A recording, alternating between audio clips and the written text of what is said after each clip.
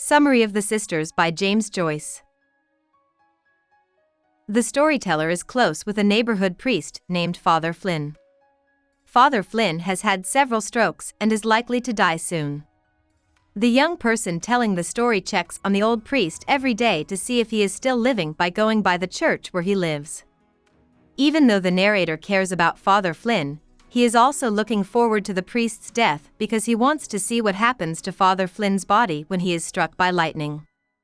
At some point, the narrator's uncle and old cotter tell them that Father Flynn has died after having his third and final stroke.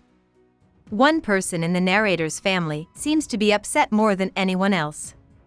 Father Flynn was a queer old man, according to old cotter and the boy's uncle. Old cotter doesn't like the narrator's relationship with the priest. He says that young men shouldn't study religion like the narrator did with Father Flynn, but should instead spend time with people their own age or explore the woods. The narrator is angry as he hears the older man say bad things about his friendship with Father Flynn. When the narrator has time to think about the priest's death later, however, he doesn't seem upset about it. In fact, he tells himself that he feels like he has been set free from something. Father Flynn taught him a lot about Catholicism, but the priest also made the narrator feel bad sometimes. The narrator remembers that he had to help Father Flynn open his snuff packets because the old man was having trouble moving around because of his strokes. Besides that, the narrator was never sure if what Father Flynn taught him was really helpful.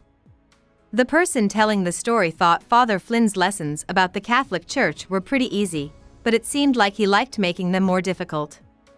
When the narrator and his aunt get to the wake, he sees a woman who isn't dressed very well praying. As he walks up to the coffin, he tries to pray himself, but the sound of other people praying takes his attention away. The narrator looks into the coffin and sees that Father Flynn's face is gray and almost see-through. His hair around the edges of his face looks more like white fur. The priest is holding a chalice loosely, and the narrator thinks he is smiling softly. But when they look, they are shocked to see that the priest is not smiling.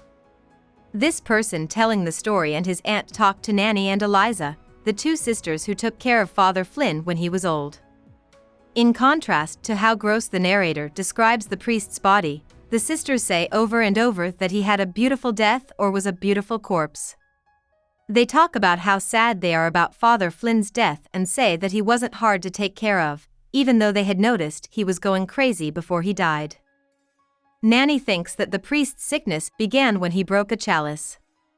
Eliza says that one time she went to give the priest his soup and found him sitting up with his mouth open and his breviary on the ground. He also came up with the idea to get a carriage and drive back to the house where he grew up near the end of his life. The person telling the story feels uneasy about all of the stories and carefully listens in the house to see if anyone else is there. But then they remember that the priest is still in his coffin. As Eliza continues her story, she says that she once saw Father Flynn in his confessional in the church, wide awake and laughing to himself. That's when she knew something was wrong with him. About the author. James Joyce grew up in Rathgar, which is a suburb of Dublin. He went to University College and started publishing literary reviews, songs, and plays while he was there. After college, he went to Paris to study medicine for a short time. Joyce's mother got sick in 1903, just 1 year later, and he moved back to Dublin to take care of her. After he met his wife, they left Dublin and lived in many places, including Yugoslavia and Italy. During World War I, they fled to Zurich. He only went back to Dublin 4 times, but he wrote a lot about the city and Ireland in general in many of his works.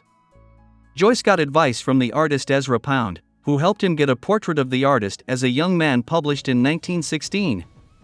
This happened 2 years after Joyce's first book, Dubliners, came out. Dubliners was a collection of 15 short stories, one of which was Evelyn.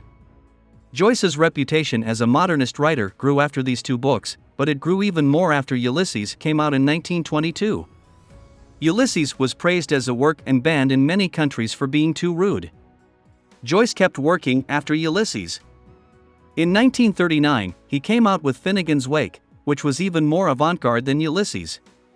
Joyce died of complications from ruptured ulcer surgery in 1941. Hope we summarized it fully and you liked it. Please hit the like button and subscribe to our channel so that we are motivated to create more videos.